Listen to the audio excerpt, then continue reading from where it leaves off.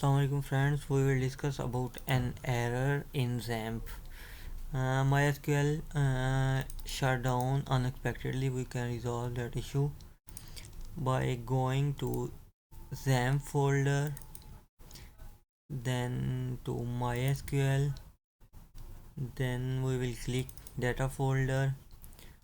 Here is the folder of all the databases that I have created. We will select all the files under the databases, then we will delete the that files, then we will open the configuration file,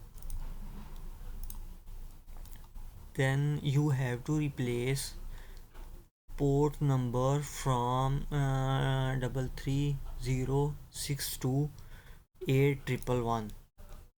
here, and then here again from you have to change port number from 33062 to 8111.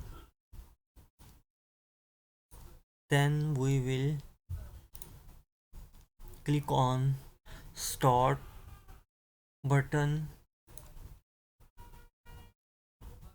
then that will work. Thanks for watching.